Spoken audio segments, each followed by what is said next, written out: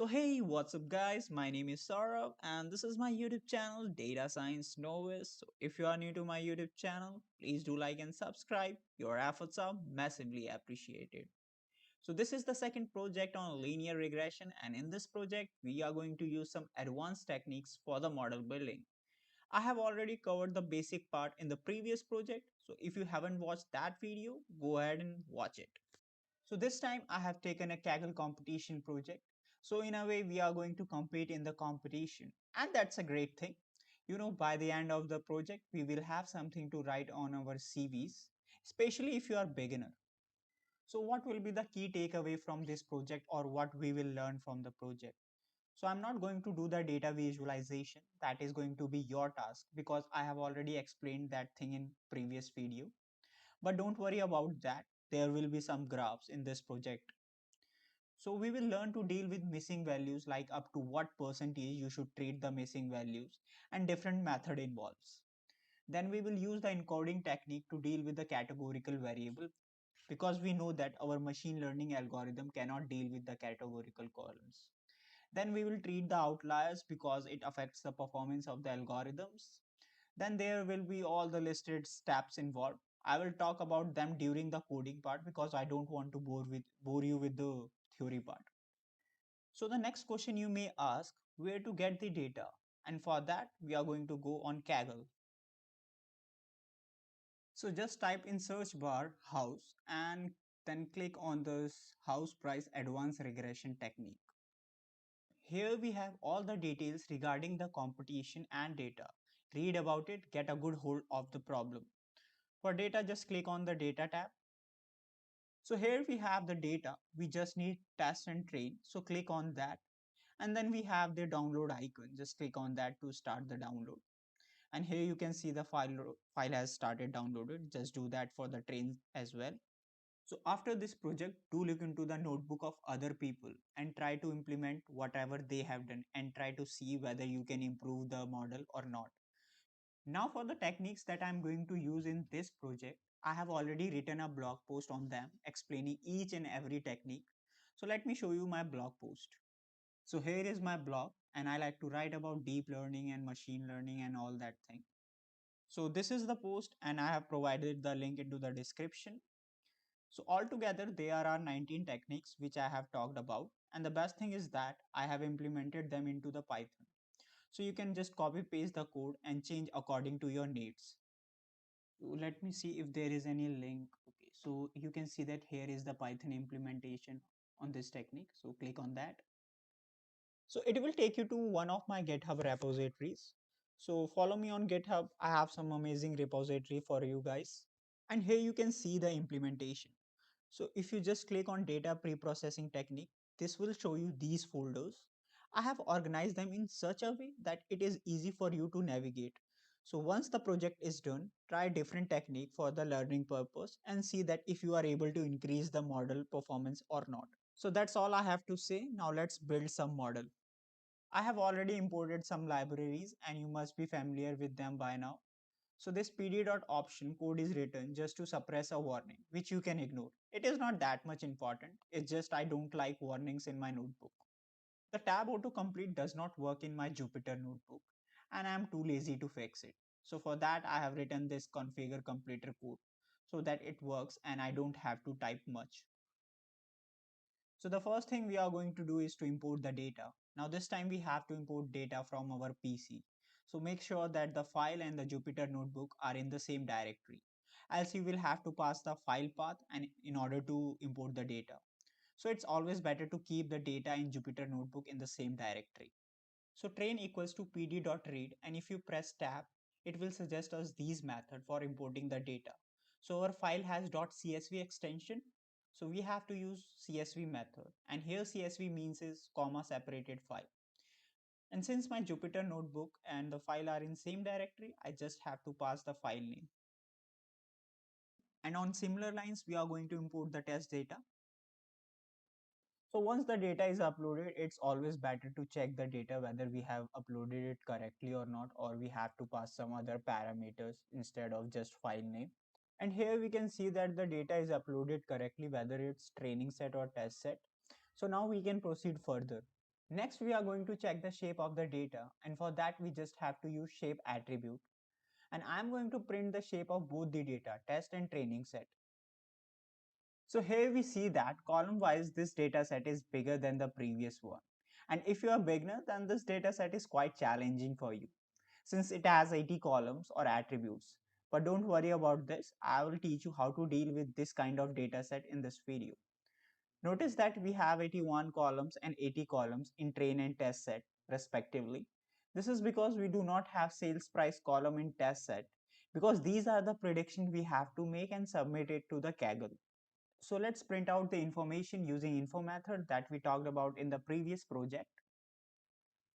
So, so here we have all the information that is required. So if you see that we have three types of variable. First we have float, then integer and object.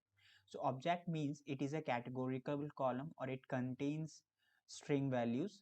So, and one thing we will notice that we have some missing values as well. So next we are going to fill the missing values, but before doing anything with the data, we are going to split it. And if you have read my blog, you know why. This is basically a way to stop data leakage or prevent overfitting. Because now we are playing with the data. We are trying to create the data on the basis of some statistical properties. So it is important for us to know that we are doing it correctly. So we are dividing the data set. So after this, we will have three data set, xtrain, xtest and test data set for which we have to submit the prediction on Kaggle. So the method is going to be the same. We are going to use train test split method from sklearn module. So train test and you can always use tab to autocomplete. Now if you put the cursor inside the bracket and press shift tab, this will open up the documentation for you and you do not have to go on any website. So it shows what parameter it takes, then its definition, and if you scroll down, you can see the implementation. So instead of writing the whole code, I'm going to copy the code from here and make few changes. So this will save some time for me. So let's change the data set first, then we pass the target, which is our sales price. Notice that I have not defined the features and target the way we did in the previous project because that is something we will do during the modeling stage. Now what we are going to do, first we are going to deal with categorical columns because we have idea about numerical columns from the previous project. So first I'm going to treat the missing values of categorical column. So for that I need to know what columns are categorical and have a missing values. So first I'm going to create an empty list to store all the categorical variable that has missing values. That is why the name is cat_var_na. Next, we are going to run a for loop. So for label and content in xtrain.items. So the item function return two things, the column name and the content in it. So that's why we are using two variables in this for loop. Next, we have to pass the condition. So if pd.api.types and if we use tab to autocomplete, we can see different method available. So based on the type of variable we are dealing, we can choose different method for different variables. So here we are going to use a string method. Then we have to pass the content variable in it.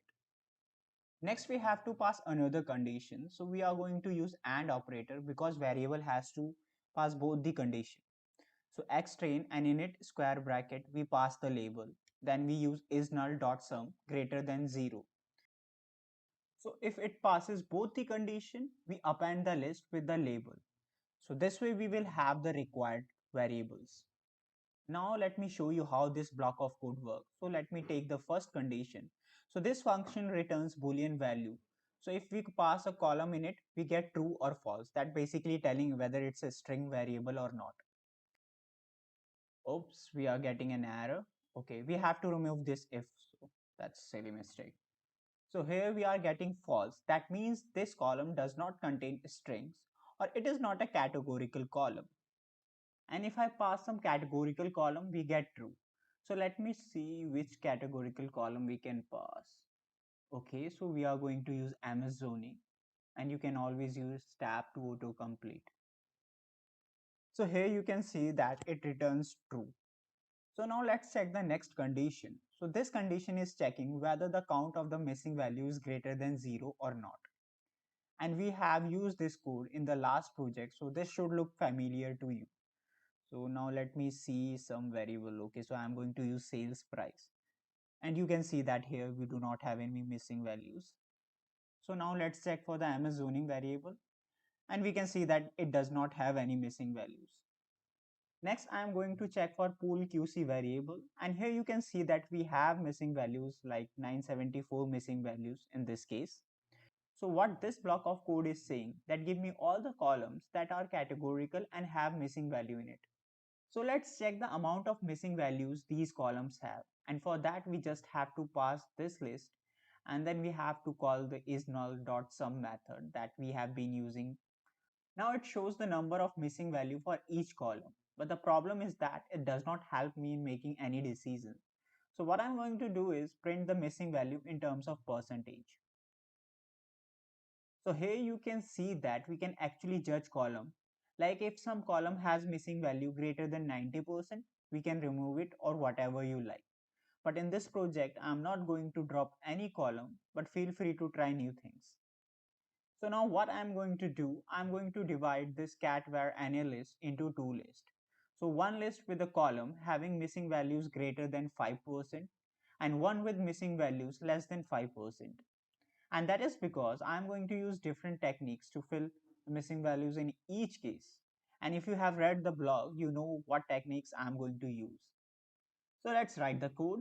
So first I'm going to create two empty lists. So first one is cat_var_5 that will store missing values less than 5%. Next we have cat_var_50 that will store missing values greater than 5%. Next, we are going to run a for loop on cat_var_na. So for var in cat_var_na, then we use if condition and give the same test but slightly modified one. And then we are putting the condition that greater than 5. So basically we are saying that if the variable has missing value greater than 5%, and if it passes this test, we append the variable in cat_var_50. Next, we can use the else statement. So if the variable does not pass the first test, that means it has missing value less than 5%, and we append it in the second list, that is cat_var_5. Now let's check if our code is correct and we are getting intended result. So I'm going to copy paste the code from above. So first we are going to check it for the variable for 5%. So cat_var_5, and let's see that. So here you can see that every variable is less than 5%. Similarly, we can copy paste it and change it to 50, and you can see that. So now like this, we can always see whether we have intended result or not. So you see, without putting much effort, like checking for each column, we are able to do a lot of things quite fastly. So try to do this kind of coding because it's clean and easy to play around with. Now let's fill the missing values. So first I'm going to fill for the column having missing values greater than 5% with the string missing. And the reason for this could be found on my blog, so I'm not going to explain it here. So xtrain, then we pass the list containing the variable, then we use it again, and on that we call fill_na method, and inside the bracket we pass whatever values we want to pass, and in this case we want to pass string missing. And the same thing we are going to do with other data set. So whenever you change anything in training data, make sure to change in other data set as well. Because if there is a difference in the data, then the machine learning algorithm will start throwing an error. For example, if you may drop some variable in training data and didn't do the same in test data or any other data, then you may end up having dimension error. So make sure to do the same thing with the test set and other data set as well. And also whenever you make some changes, do the sanity check. So let's check here whether we have implemented this missing value technique or not. So I'm going to copy paste the same code and let's check. Okay, so I have to make this 5 to 50.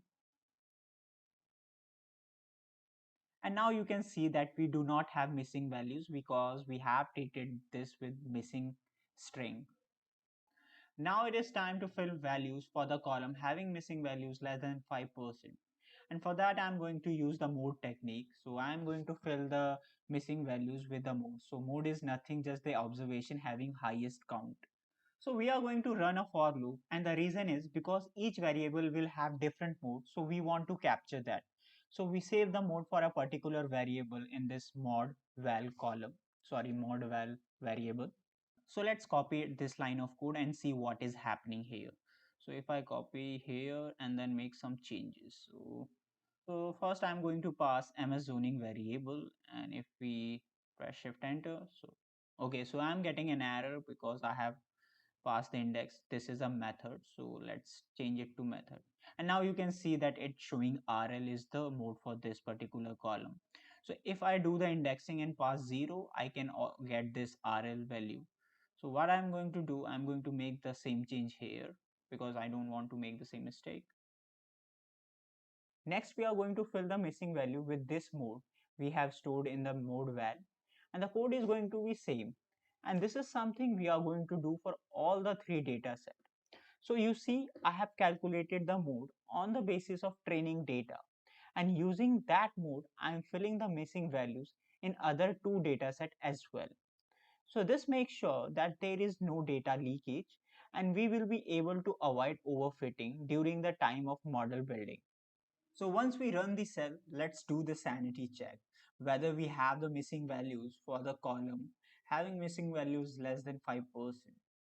And here we can see that we do not have any missing values.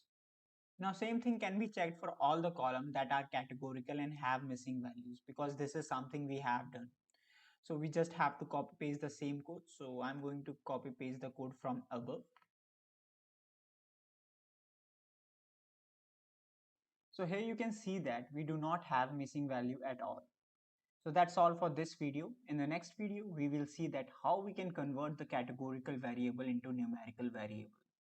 So if you are new to my YouTube channel, please do like and subscribe and press the bell icon for the future updates.